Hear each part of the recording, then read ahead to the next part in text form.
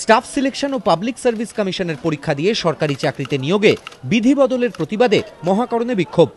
নতুন বিধি অনুযায়ী পিএসসি ও এসএসসি পরীক্ষায় পাশ করে যারা কাজে যোগ দেবেন তাদের প্রথম 3 বছর মিলবে না পিএফ, বোনাস সহ অন্যান্য সুযোগ সুবিধে।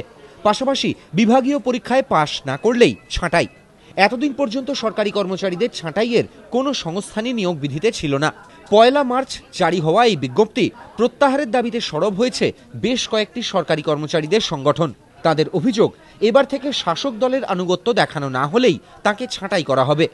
আগে আমাদের যে অর্ডারটা ছিল, আমার কাছে অর্ডারটাও আছে, পুরনো অর্ডার 79-এর যে অর্ডারটি আছে 5060, সেখানে প্রবেশন পিরিয়ড কিন্তু ছিল এবং 3 বছর পরে সেখানে পার্মানেন্ট হতো কর্মচারীরা, কিন্তু সেখানে বেতনের সাথে কিন্তু কোনো রকম সম্পর্ক ছিল না। বেতন যা ফুল বেতন তার পাবে সে, এবং সেখানে চাকরি থেকে তার ছেদ ঘটবে এরকম কোনো ব্যাপার ছিলই না। তা আজকে যে অর্ডারটা তো অত্যন্ত ভয়ঙ্কর, এত সম্পূর্ণ অগণতান্ত্রিক এবং সংবিধান বিরোধী। নয়া নিয়োগ বিধির প্রতিবাদে মঙ্গলবার মহাকরণে মিছিল করে বিক্ষোভ দেখায় confederation of state government employees, নব পর্যায়ের মতো সংগঠনগুলি। তাদের হুমকি, সরকারি এই নির্দেশ প্রত্যাহার না করলে আগামী দিনে তারা আরও বড় আন্দোলনের পথে হাঁটবে। কলেজ বিশ্ববিদ্যালয়ের পড়ুয়াদেরও আন্দোলনে সামিল হওয়ার আহ্বান জানায় সংগঠনগুলি।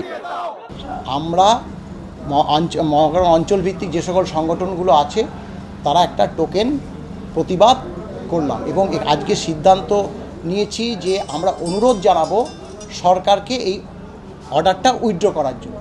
সরকার যদি এই অর্ডার উইথড্র না করে তাহলে আমরা আগামী দিনে বৃহত্তর আন্দোলনে যাব।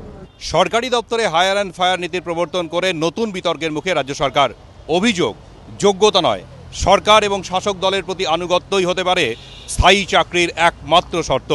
এই অভিযোগে ইতিমধ্যে সরব হয়েছে কর্মচারী সংগঠনগুলি, শুরু হয়েছে আন্দোলন। দীপক ঘোষ, এবিপি আনন্দ, কলকাতা।